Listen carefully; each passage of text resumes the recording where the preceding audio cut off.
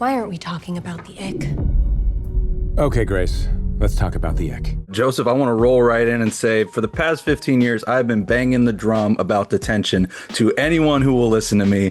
And I felt like this is such a great return to that high school horror genre bending world for you. I'd love sort of a two-parter to start with. How long have you been cooking up a return to that sort of genre?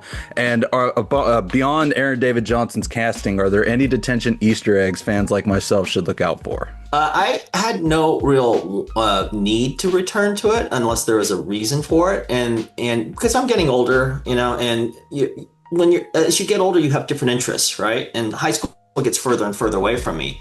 But it started looping back because I have kids now. So all of a sudden I'm reliving high school again, but from a totally different perspective. And on a certain level, I started missing the type of movie that, I watched as a kid. These high school movies where things invaded. Monster movies. Like, where are the monster movies? We see every once in a while, a Dracula film or a Frankenstein once every 30 years and a Wolfman once every 40 years. But that's it. And I don't even consider the King Kong and Godzilla monster movies because they're basically superhero movies. They're just big superheroes that punch each other, right? So that sort of wonderful sort of starter horror where you can watch a movie without being scarred.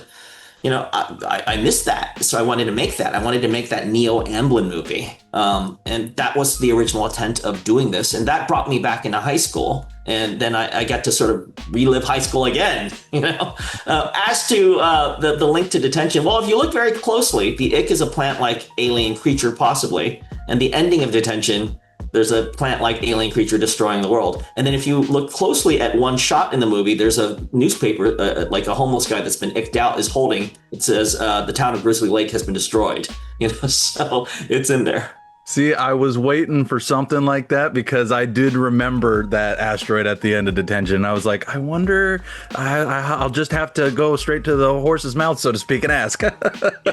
But no, I love that. And so, Brandon, I'll turn to you because one thing I find so interesting about this film and about Hank is it's a rare portrait into a whole life of a character before we finally get into the present day chapter. Typically, we might get little snippets of dialogue referring to a backstory, but here we get it all. And I'd love to hear what that's like as an actor, getting to explore that, even if it is these little snippets for a opening montage, what it's like getting to have that full spectrum of a character. Yeah, it is a unique experience to kind of live fast forward in a fast forward way.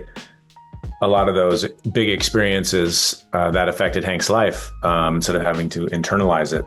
And hadn't really thought about it, but it absolutely would have compounded and made, whatever succeeding scenes in the current timeline of the movie were to come endowed with just that more ability of me to be authentic in it and to pull from that, sort of making up stories or attachments. I had some kind of a link to it, so it's easier on the imagination. It was neat to be able to, also show that much of a character's journey in such a short time. Yeah. But he has to do Good it. job, Joseph, and writers. You have to do it in 7 minutes though, Brandon. So that was well, that's where you're I just show up. You have the plans.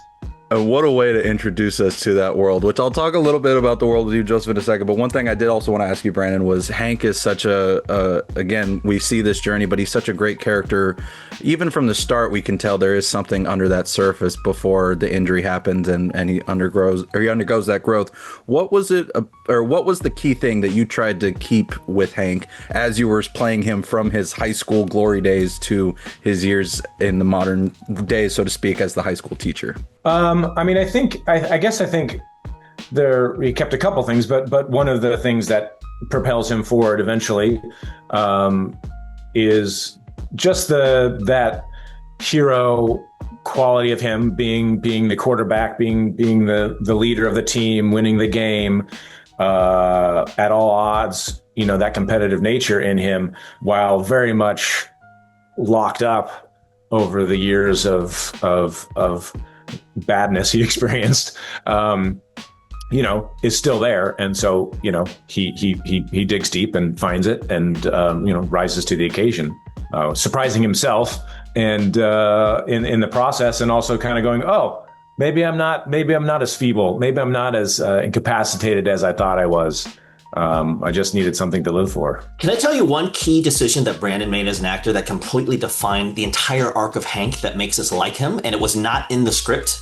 Okay, I'd love to hear that. Written differently in the script, but it was his interpretation. I just went with it. There's a scene where Brandon is at back in high school, and they're dancing, and then Ted Kim is by himself, and he says, "Why don't you go dance with Ted Kim?" You know.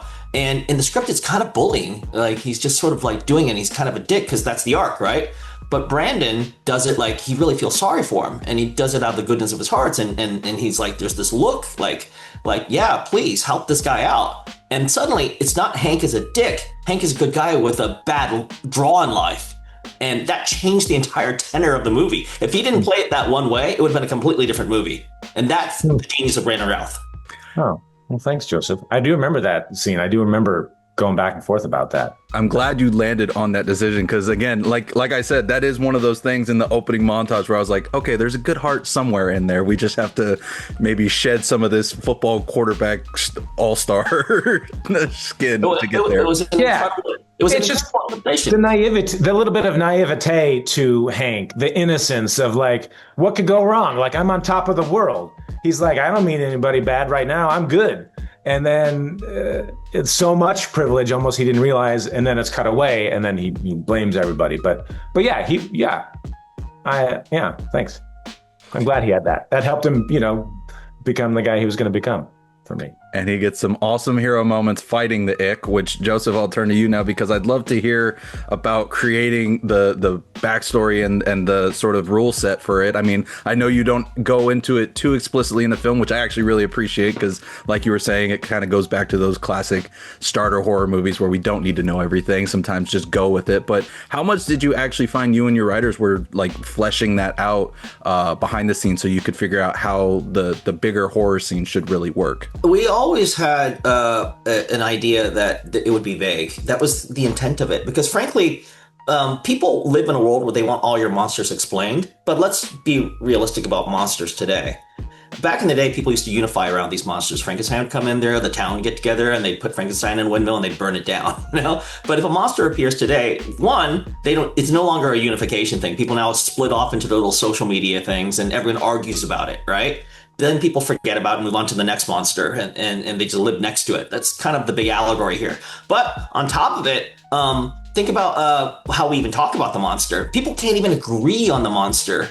This was written before COVID, so it was predictive of COVID, by the way. But when COVID happened, people were going, it's made in a lab. No, it was made in a wet market. No, the Ukrainians did it, and whatever. It's like people start arguing about what COVID is. Does it actually work? Do you need vaccines?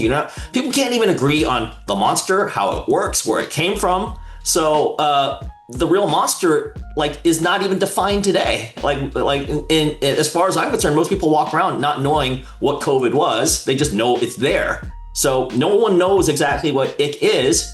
It's just there. I can't believe you wrote this before COVID because honestly, the entire time as things started to fall apart, I was like, oh, this is 4 years ago. I don't know, or 5 years ago.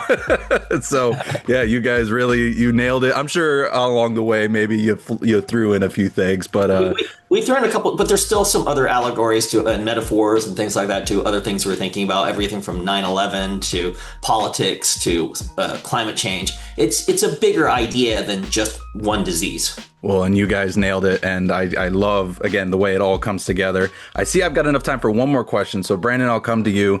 I loved the review you gave of Superman, by the way. That was such a beautiful one. I myself was very similar to you in how emotionally connected I was to the film.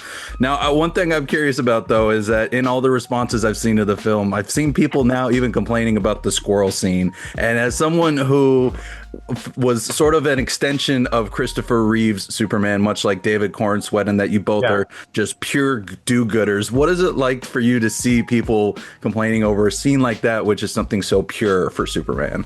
There are a lot of voices. There are a lot of different versions of Superman that people like to see. And, you can't please everybody all the time. I know that. And as an actor, you have charge over a certain amount of things. And so, first of all, he played the moment. as truthfully and as Superman and heroically as he could. He did in the context of what he was supposed to do, the performance that was Superman. So it's hard to take yourself out of that, even knowing that you did a good job. But at the end of the day, there are a lot of things that everyone can pick out of the movie that anybody could pick anything out of a movie. I think the overall idea is what I'm coming to in this roundabout way, is that for me, it's the energy of the story. It's the energy that I felt experiencing it and leaving the theater that I received from the way Superman was looking at the world and how he spoke to people and the kindness and the gentleness. And yes, maybe he wasn't as powerful and he was more affected by kryptonite than other times. That's the story. You can't, as a viewer, you just have to take this is the story I'm experiencing. This is this version of Superman. There are other versions of Superman. They still exist. We're still here. We're watching. This is the one highlighted right now, and that's wonderful. And that is a celebration too. I love that takeaway. And yes, your version still has a special place in my heart. It's the one I grew up with as a kid. And so I love that a new generation gets to have it. But in the meantime, again, apart from Superman, just to wrap up, coming back to it, I love this film. I cannot wait to spread the word about it. You guys killed it. Your co-stars killed it. The visual effects in particular, wow, marvelous. So congrats, guys. And thank you so much for taking the time. I really do appreciate it. Thank you, Grant. Thank you. Thanks for all the good words. Come on. You could have just opened it.